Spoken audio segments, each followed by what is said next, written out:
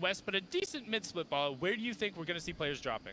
Yeah, I'm keeping my eye on Paradise. There's been a lot of action, especially in that game one. There's Saint, there's Ghoul, there's Lynette. There's so many players dropping in Paradise. It's a very, very nice spot to look at. And there's actually, you see the llama over towards that truck stop out in the southwest or southeast corner of the map as well. There's 2 players dropping on it. That's a nice little find there. Really good influx of materials and utility that you can get. That's not a bad loot spot anyway, so expect them to be coming out of that really well prepared and also to have a lot of people to fight.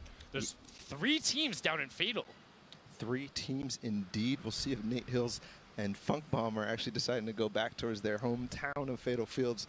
We'll see though, as they aren't actually contesting yet. There's so much to look at on this map. Polar Peak is interesting as well to me. There's 4 players right around there. That split is always interesting and fun to watch. But we're going to hop in with Tfue, J-Truth against Nistic and McDonald we saw earlier today.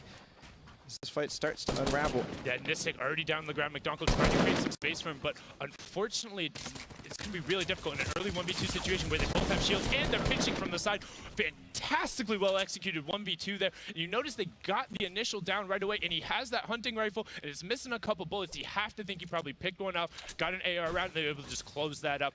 That's going to put them in a prime spot. No one else anywhere near them. Tons of loot, 2 elims, and a bunch of shields. They're looking good. Jumping on over to Tilted, we've talked about some of the names here. We're going to see Butter Aiden versus DFPS and Slobbings. This was one of the first fights we covered in match 1. Let's see what the resolution will be. Some shots being traded out right away. Aiden ends up going down. It's going to be on Butter again to try and clutch this out. He has a decent amount of shields and a pump. Not a bad situation to be in, but not a great one. And it looks like he's going to opt to disengage. He's leaving Aiden there. They're going to clean that out. More shields and an elim for them. He's just trying to get away and find a spot where maybe he can make a 1v2 play. We've seen this before. You just got to get somewhere, crouch, and hope they either disengage or someone else comes in. Yeah, and we saw Butter in that situation as well over towards that basketball court before. And unfortunately, Aiden's going to go down again. There's so much action here in Tilted. It's so difficult to keep up the different drops. It depends who wins specific buildings, who gets the landing there perfectly. But you can see Slobbings and FPS go right up on top of that tall building in the middle there. And yeah, Nick Merckx is there too, actually. It's that other pair we were talking about. These have been the 3 teams that are in there. It's the Butter Aiden, Nick Merckx and Harmful, and then Slobbings and his teammate just trying to get whatever they can.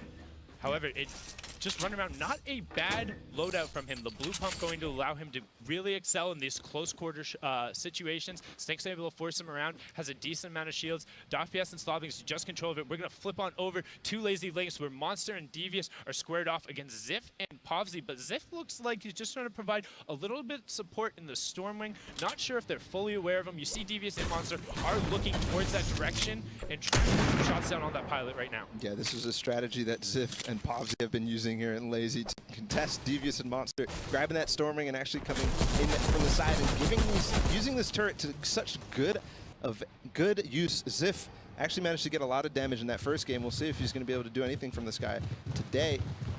Yeah, it makes it incredibly difficult when that Storming is just raining shots down on you. Yes, you are able to trade back fire. They're a little vulnerable, but the amount of pressure it puts for his teammate, where you kind of, now you see, this is a really good play. He's using the natural cover of the roof to be able to fire back, but you see Ziff going aggressive now with it.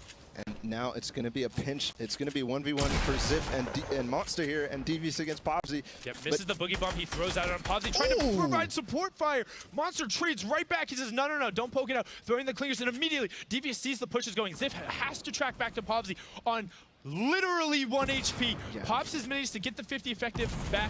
The clinger's not going to land. Ziff trying to get over, regroup. Let's see how they play this 1v2 out. Yeah, and all Monster's trying to do is keep Ziff from supporting Povzy. As you can see, Ziff was trying to book it all the way to get to Povzy and make sure that Devious couldn't hunt him down, and he did manage to do that. So it's going to be a stalemate again. They're going to give a little bit of time.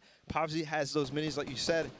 And now we'll see what they're going to manage to do. Just get a little bit of damage on the Ziff. Yeah, that's not going to be a good start. Great angle right now from Devious. It's going to be incredibly hard to rotate away from this position. You see their pin, not a lot to work with either. 2 great infantry rifles. That new gun provides a lot of mid-range pressure, but not great in the close quarter situation. Does have the great tack, but when you're at such a health disadvantage, Ball, there's not a lot you can do. Yeah, and that's the thing about dropping towards those Stormwings. That depot doesn't give that many. There's only 2 chests and probably 1 or 2 floor loot spawns. Look at Monster's angle. Look at Monster's angle. You see him off on the side. He's trying to peek. There's the shots go out.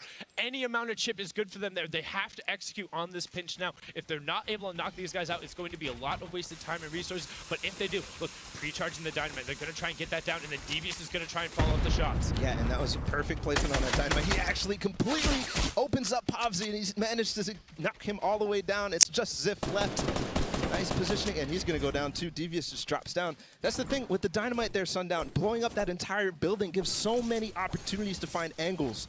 Yeah, they had to play that low ground situation. They're actually hitting some of those buildings to try and get whatever mats they could. That's when you know they're desperate. The dynamite play and the pinch from Devious and Monster, it was so cleanly executed. They were patient, they made sure they had angles, and they covered it. That's how you play a 2-on-2 fight when you know you have an advantage. Speaking of a 2-on-2 fight, we're going to jump on over to Containers. This is Poach knows this place. Honestly, he probably knows it better than the back of his hand. Yeah, but I'm concerned right now. You can see those two pink arrows in the bottom right of your screen moving towards the back side of them, and yeah, there it is. They're going to get shot from the back all the way down to 7 shields. It's not gonna... And then shot right back from the front as he pops off the mini. Tons of effective health going down, and these are a really dangerous pinch. This was the pair you were talking about, the Bizzle and Triggy, who have been executing so well on their game plan, despite being a random duos. Again, if you're just joining us, we are in match 4 of the Secret Skirmish duos portion of the competition. We brought them in on their solos merits, so we randomized them up, mixed them up, and they're playing for $100,000 today, Bala. Yeah, and you can see actually Bizzle and Triggy had a spot marked on the map. They took the opportunity to take those shots at Poach in the pinch with Sean, but they're going to go ahead and continue their game plan and get to a solid position. If we look at the map, they're actually going to be right center, right smack dab in there, and Poach is also trying to decide how he wants to make his way towards the center of the zone as well. Yeah, but a lot of people are going to be converging towards this northwestern location. Containers is very popular as a rotation spot because you always think like, oh, maybe I should check in. Maybe there might be something else here. Maybe I can sneak a little bit of loot that wasn't there. But you also have to be careful. There's always someone lurking. There's always someone lurking, and just like you were talking about, maybe there's a little bit of loot, but specifically, there's always extra containers to find. You can see Sean topping off on some metal. He's already at probably half the... He has 2/3 of his materials right now, at least. So he's going to be in good shape towards that end game. Yeah, and they're just so standing. close. They're standing on the open, just taking shots, flipping on over now to Salty Springs. Pardon me, JDW and Jared, the underdogs we were talking about. Marksman trying to put some shots out. Pearl has the high ground. They have him pinned on the low ground. There are some bottle rackets there. We'll see if he opts to utilize it, but more than likely he's just going to try and use that suppressed Epic AR to put down some shots, and he needs to get out of the storm. He's kind of low. He is very low, all the way down at 25 HP. You can see Grim and JDW down on the low ground. They're on the edge of that zone. Look how many teams are inside of this little tiny area on the edge of the zone. They're going to want to try to get away as fast as possible. They do have that risk to go if they want to, but another one on the side. He's going to go down to 27. Now, this is the typical for the edge of the zones. Why do we see so many teams end up pumped up in here? But unfortunately, they're right down there. Rift to go out. That is such a smart play. Yeah, but he's not out of the woods yet. Only 7 HP. He's going to fall. That's such an easy target way up high. All they have to do is box up and look up. And though JDW goes down, Germ is actually, he's going to try to loop back around. Thwyfo is hot on the tails of this. So they were pinned in by the Stinks, are able to clean it up. There's Thwyfo, good job. So being pinned in by the Stinks with only 20 HP immediately ticks down. Rift goes to get out, but you're an easy target then in the air. These are very good players. They've qualified from PAX West, TwitchCon, all of those solo performances, earning them an invitation here to this Secret Skirmish and just showing their ability to track these targets and not let them out.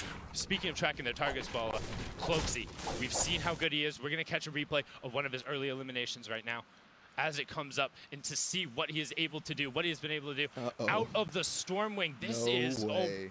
No way, I don't have words. That is just otherworldly level of tracking and finding that, and then able to clean up on it afterward from the Stormwing. Good rotation. Normally it's known for just rotating. Cloaksy's showing it can be used for more. Yeah, you see some players who are so good with those snipers, get those shots a lot, but we're going to hop into this fight right on the edge of Loot Lake. It looks like Blue Team is under pressure. I don't see his teammate anywhere to be found. Metal's Base Soldier coming in. He does the cone in. Is he going to get the edit? Blue Team is also getting pressure from above, but the Mentos goes down, actually. That was a valiant effort coming out from Blue Team. So what you'll see when you're fighting defensively in a 1v2 situation, players tend to box themselves in and try and buy as much time as possible, hope to get a shot. He did get the knockdown on Dementos, but not able to convert. This is going to put them in a little bit of an awkward situation. However, with all the extra resources, they should be fine. Flipping on over near Wailing, you have Deuces and Tickers, Ifa in between, and then Chap and Cloaks, the pair who picked up that 6th snipe, sitting on 2 elims, and they're in a pretty good spot right now, Paolo. Yeah, in a very good spot. one of the things I wanted to mention was all the whaling droppers in this zone are going to be favored here because they do get that use of that infinite rift down below the base. But for now, Chap and Foxy are actually going to try to pressure Ifa in front of them on the edge here. They're in a decent position. Yeah, getting some shots rained down on them, not horrible. The trees provide a lot of natural cover, but once you are down in there, you are down in there. As soon as other people start looking, if one person starts shooting, it's very frequent for others, rather than to trade shots out on them, to pile in. Hey, if a wall breaks and I get a stray shot in there and I'm the one who gets that down, great. If not, no pressure on me. They're not shooting at me, right? Yep, exactly. And you can actually see that we're going to hop in with tickers and deuces. But Harmful and Nick Merckx in the background there. They're lurking. They made their way into the zone. And they're still up for sure. So yeah, that's a good rotation, too.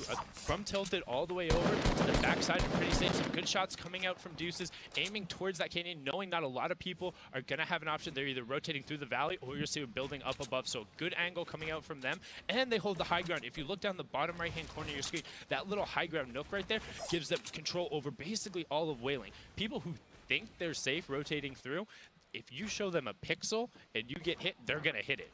Yep, exactly. And now, looks like Nick Merckx and Harmful do have such a significant base here towards the center zone. And again, if you get centered in the zone towards these late circles, you get a much, much bigger chance of getting the next zone. We're going to hop into the third zone in 5 seconds. We'll see where that lands. Yeah, and just a quick state of the game. There is 68 players remaining, 37 duo pairings, so a couple of solos running around there. We know Butter was one as well, and Harmful and Nick waiting, trying to get one more elim to grab a point. That point will be crucial. Every single point matters right now. Looking at that top 20 situation, 2 points is going to put you into it right now with a couple good tiebreakers. So everyone is valuable. Yeah, and just taking a look at that third zone that has been revealed in the bottom right, you could actually see the Infinite Rift is still in place. So all the players that are down there, I believe I saw Cease and Lyrison actually down in that Infinite Rift area, are going to have such an advantage if this continues to go this way. It could even land on them a fourth time, possibly. And one other thing to take into consideration, when the circle comes up towards Wailing Woods like this, there's going to be a lot more natural materials in play over the course of the game. It's really easy to constantly top back up on wood and then leave that wood supply down there. As you're rotating, you always see just little bundles here and there. Pick those up. You're going to see more mats in the late game than traditional, simply because of the availability of resources in this circle. Yeah, absolutely. It looks like Frosty, ZK, and Sean down there doing that specific thing as well. A lot of metal actually down there to be able to do that. Yeah, a lot of those buildings, people don't really think about it. Sometimes you just got to break a piece of furniture. I know it feels really good. Just smash that lamp. It's super rewarding, particularly when you have one of the pickups. It's like, zhung, zhung. Like, it always makes farming metal more important to me, man. It does, absolutely. We're going to hop in with the Wifo and J Truth, and they're making their rotate in as well. We'll see what type of position they get. They're not in the zone just yet. Yeah, you see where they have marked out, trying to make the rotation through, but a lot of arrows in the way. Kevy and Jiaomao right there. Kiwi Face and Karos as well. We're probably going to see a lot of fights happen right on the edge of the circle. And as these fights start popping off, look for people to try and flank, right? If somebody else is rifling across, you can't really hear people flanking up behind you. It's really difficult to tell when somebody's breaking into your box if you're trading shots away with somebody else. Yeah, and exactly just like that. Actually, Wifo and J Truth at 5 elims. They're going to have to be careful with just that thing that you just said there. You saw Karos take some shots, and they need to be careful of all the teams around them. Yeah, congestion in this area. Somebody already firing off some bottom rocks, trying to break up a little bit of that congestion, firing it towards the edge of the circle, not letting people establish that. It's just a really good, annoying utility item. It puts just a little bit of pressure on them. It means you have to be conscious of it. You have to be replacing your wall. But also, Rifle and J2, 5 elims you talked about, one more for a point, and there's a lot of people left. We're still 63 players left, 33 duos. I like the use of the bottle rockets right here, actually keeping Karos and Kiwi Face out of the zone. Nice use. They're actually going to rotate back out of the zone and try to get up in a different position, get away from the people who are bottle rocking them. Ooh. I think that's a very good choice, Paul. You don't want to be running straight into a bunch of bottle rockets, having to contest with that, and then also worry about maybe trading bad shots or having to throw up a ramp or a quick double ramp ball into the zone. A lot of gatekeeping going on. It's a term typically thrown out in Fortnite. What does it mean when you see that? Yeah, it's definitely, it's when you basically are trying to keep the players out of zone. They're throwing all their mats trying to get in that zone, and you're just going to continue to shoot at them. They're going to actually draw all the attention from everybody in the zone, and it's going to be hard to get in when people are trying to do that to you. Yeah, it makes it incredibly difficult. Looking back into it right now, people are going to have to be forced more into that central location. But with all the action we've caught so far, there's definitely some that may mix. Lupo, catch us up on the mid-game highlights. Sundown Ballin, thank you very much. We're going to take a look back just a couple plays here in competitive Fortnite. Taking the opportunity that your opponent may present is one of the best options right here. You see Matt Ruski, boom, takes advantage of a ramp swap from Takata and catches him off guard. Now, opportunity plays are extremely important. Sheep, Dobai already eliminated, but right there, Sheep takes the just 2 seconds to finish the elimination, get that little siphon boost there, and as I said before, taking advantage of your opponent's edits, builds. Right here, Aspect watching the push from his opponent, gets a quick shotgun shot off to get the knockdown on Naga Ops, goes for the elimination. Every single shield point counts, and these players know it. Now right here, you have a pinch opportunity. The quick wall replace the edit, and getting that last elimination. Carlos goes down, Aspect picking up just a little bit more shield. These competitive players, boys, they are on top of the game every step of the way. They most certainly are, Dr. Lupo. Thank you so much for breaking that down. We're going to hop back on board here with Paytech and Overpeak, the Norwegian himself, representing Gambit, trying to put some pressure on here. He had an amazing performance at TwitchCon, him and Dementos winning back-to-back games, and they're setting themselves up for a late, trying to have a good late game rotation. They're right on the edge of the circle. They're above that Storm Surge threshold. Storm Surge triggers. When players have been a little too passive, if we're still packing it in towards the late game, you have to take action. You have to make sure you're at least trading shots back out, and these guys are close. If that one team who's only 4 below puts out some more damage, they could be in danger. They might need to go find a fight real quick, or they'll start being ticked from above. The great purple thunder god will spray it down and do a little bit of damage and force you out of that box and force you to go fight, Paula. Yeah, absolutely, and I love Patek's use of the wall and the pyramid there to block his behind as he tries to get above that, more damage, so he gets safely above that Storm Surge. He's going to get some on 72 hours, and that's going to be perfect for him. Yeah, and you see how that number keeps flipping back and forth. Everyone looking to trade. They're looking to fight. They're looking to put in whatever shots they can. Paytech trying to rotate over, keep ultimate high ground. They're in a very good position right on the edge of the circle. And also, they're not being cut off too much by the tree lines. They have good sight lines here, but that means other people can shoot back at them. Yeah, absolutely. And having this height gives them the ability to look at so many players down on low ground, gives them the ability to try to find any shots they can. You saw him get shots on the 72 hours. Really nice play to get that height as well. Right now, we see the picture-in-picture. Cloaksy on the side being pressured. They're sitting on 3 elims. They need to pick one more out. Chap is on no shield. Cloaksy being forced to pop whatever bandages he has left, but shots are still being sprayed in. Using the pyramid inside of his own structure to be a little safe there. Give himself just a nice little nook to heal up. Chap covering as well, saying, I got you. Pop your band-aids. Put them on. The versatility of that pyramid. We talked about 2 techniques now right in a row. We'll see. They have a ways to go, but they do have the 2 launch pads to try to use. 10 seconds on that zone, but we're going to hop in with Tfue and Demo, who are on the edge a little bit north of, as they see, they do have that rift to go. That's going to be really good in towards that end game. Yes, and just a reminder, these are our current leaders, tied with 10 points at the top with that Bizzle and Triggy Source pair. We've been talking about Demo, however, going down. This is what happens when you get separated. Tfue is not going to be close enough. Those late game downs generally will get converted on very quickly. People are very elim hungry. They want the points, they want the siphon. Immediately, he actually gets down over him. He's covering. He's going to try and get this revive off, Bala. There's somebody trying to push, but I don't know if he knows exactly where Demo is, and yes, he does. And we'll see. He has to leave for the storm as well, and Tfue might have the time still here. Just a second. No, it looks like he's going to leave. Oh, he's going to try. Can he rift both of them? No, I don't think so. I was just about to say, they're going to try and bring him through, maybe get a quick revive and then rift. They're still right on the edge of the circle. No, they have to go. Yeah, and here goes Tfue. Yeah, just going to leave him. Absolutely. As he looks for the best position, he might decide to land on this high ground. We'll see. He's only one in the air. One of the things when you're rifting is sometimes you bring a lot of people with you, but in this case, only Tfue up in the sky. Yeah, we talk about that recycled utility players. They hear the launch pad, they hear the rifts, you look to run for it, and the new circle now populated. People are going to have a far run. Tfue staying up enough so he can get prime position on the next rotation, but also play a little bit of a loop goblin, drop down, pick up some free stuff, and a supply drop there. I really like that decision. He stayed high, but we're going to see Daxor in the bottom right now, trying to finish the elim onto grenades if he can. No, he's not going to be able to do it. I love what Tfue did with that rift to go. He stayed up so long so he could see that new zone. On the loot as well, but here's Daxor and Fulmer. Yeah, flipping over, things are about to get hectic. 36 players left, 23 duos. Remember, only the top 5 duos will secure points. Otherwise, it's all elim. Storm Surge at effective. Again, you see that on your right-hand side. Players, as they rotate, are going to be looking to trade shots even more because of it. Chat ending up going down the side. And you hear, this is the recycled utility we talk about. As soon as one person throws a launch pad down, everyone else is like, I find it, I see it, I got a rotation. Yes. But if you don't, you get caught on the backside. Nick Mix picking up 72 hours, him and Monster going at it, stuck in the storm. Tfue trying to rotate through, has the front ground right here. Not worried about it. He's ahead of this rotation, and he also has a rocket launcher. This could be incredibly efficient. Look at that, Zhao right away, immediately to the face, picks it up. Sitting on max, what else can he do with it? He can point here. That's going to be the story. 9 elims right now. 9 elims right now for Nick and Harmful. They are in that big bonus territory. Big bonus means every single elim here on out is an extra point. Nick gets the rift. They go up. They're all on the high ground. However, that was not his rift. Harmful is still down there and fighting. You see them on either perspective. Right now, he is completely alone, trying to play safe and just finding shots. Good heavy AR shots out there. 22 players left.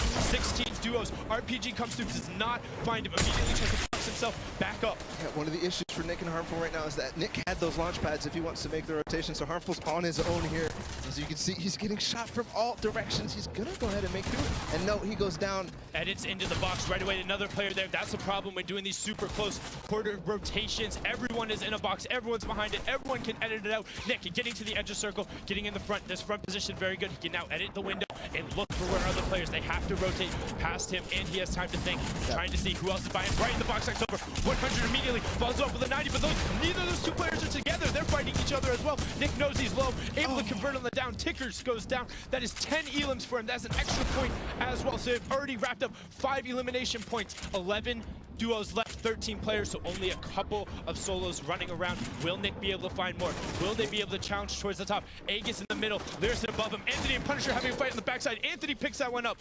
Lanon all the way on the front trying to get there. Nick is hunting Ghoul. You see it on the back. Anthony picks up Triggy as he was solo. Triggy's not going to be able to pick up any additional points in this one. Down to our top 8 duos, 10 players left. This is getting 10. Shot comes out from Aegis. Does not quite convert. Still hitting that player. Has to be so low, Bala. Yeah, absolutely. Aegis trying to manage to get away from these players. That's what you want to do in these situations. Get away from these players. You see Nick Merckx did go down. I also want to touch on Lyricid and Cease actually up on that high ground. So we'll see. This is a point here. Yep, next duo eliminate. Not only was that a point from that, because it puts them into that top 5 teams. Now they want to hit top 3. There's only 4 teams remaining. Stuck out in this one. Gets picked up by Tfue. Now it's just a straight 1-on-1. J2 to Tfue, able to be picked up. Unfortunately, Tfue goes down. Anthony cleans it up on the backside. 5th elim pushes him to 2 points. Gets the victory out. But right there at the end, I don't know if you saw it, Tfue and J2 had 11 elims. We had 2 teams pushing into the big bonus right there. Nick Merckx able to get there. Tfue able to get there. They have to be happy with that performance, but let's not count out our victory royale winners right there. Anthony and Clarity G, very well executed from Anthony. You saw a couple very clutch fights going down the low ground, cleaning those up, and we're gonna see those final moments over again. So they're not super low. Anthony cleans that up right there. Aegis is out in the storm. Tfue turns around right up, immediately blasts it back. Anthony, great shot to equalize, and Tfue doesn't have the pressure. He had already swapped over the heavy AR.